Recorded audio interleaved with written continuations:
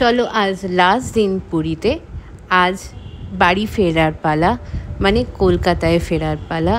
ঘরের মেয়ে ঘরে ফিরল।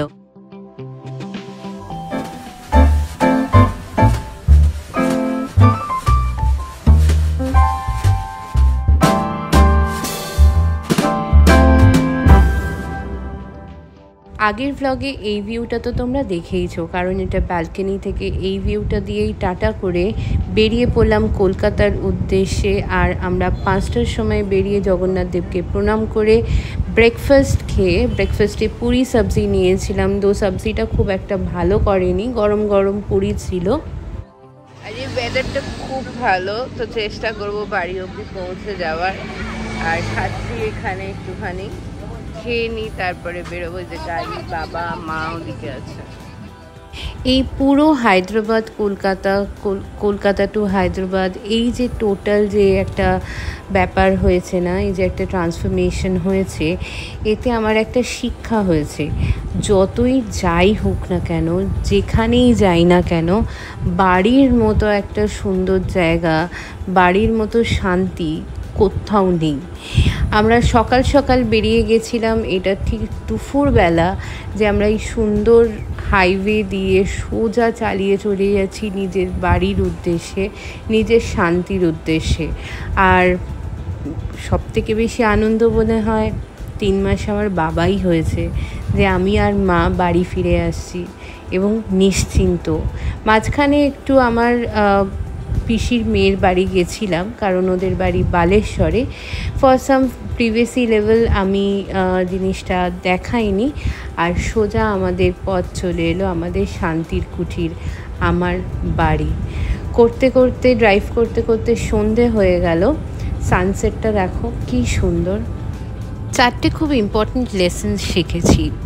মানুষ যেখানেই যায় সব জিনিস যেই অ্যাডপ্ট করতে পারে, এটা সঠিক কথা নয়।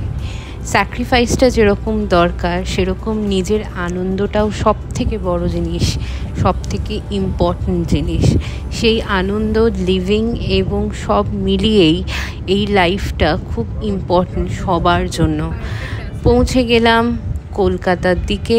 এটা আমাদের লাস্ট টোল, আন্দুলের টোল। যারা কলকাতার দিকে আসো বা কলকাতায় থাকো তারা জানো। And here my city welcomes me with an open hug. Welcome to City of Joy, Kolkata. ঢোকবার সময় পেয়ে গেলাম হলুদ ট্যাক্সি, এবং বুঝতেই পারছো যে কলকাতায় চলে এসেছি। রাস্তাটা খুব ভালো চালানো হয়েছে, কোনো অসুবিধা হয়নি। গোপাল ছিল তো আমাদের সাথে, আমার আর মায়ের সাথে আর বাবার সাথে। যাই হোক, লাস্ট ল্যাপটা আমি চালাতে পারিনি, কারণ আমার শরীরটা খুব খারাপ লাগছিল। অলমোস্ট পুরী থেকে কলকাতা অবধি আমি চালিয়েছি ইনফ্যাক্ট। আর এই আমাদের লাস্ট টোল দেয়া হয়ে গেল। আর ধীরে ধীরে বাবা আমাকে সাবধানে নিয়ে চলে এলো নিজের বাড়িতে, নিজের জায়গায়। এই বলতে গেলেও যে কি শান্তি পাচ্ছি বলার কথা নয়। এমন নয় যে আমি হায়দ্রাবাদে খারাপ ছিলাম, সবাই দেখেছো আমার বাড়ি, কিন্তু এই জায়গাটা, এই কলকাতা, এই বাড়ি, এই জায়গাটা, এই চেনা জায়গাটা আমার কাছে সব থেকে বেশি ইম্পর্টেন্ট, সব থেকে শান্তির জায়গা। এবং সেটা আমি ফিল করেছি প্রত্যেকটা সময়, যখনই আমি মিস করেছি, ভীষণ মিস করেছি নিজের বাড়ি, নিজের কলকাতা। কাজ একদিকে, পার্সোনাল লাইফ আরেক দিকে। ইনফ্যাক্ট আমরা তো পার্সোনাল লাইফেরকে স্টেবল করবার জন্যই কাজ করি। So that is also primary or important. But আমার বাড়ি, আমার শহর, আমার জায়গা, আমার বিরিয়ানি, আমার ফুচকা, আমার মা, আমার বাবা যেখানে থাকে, সেটাই আমার অস্তিত্ব।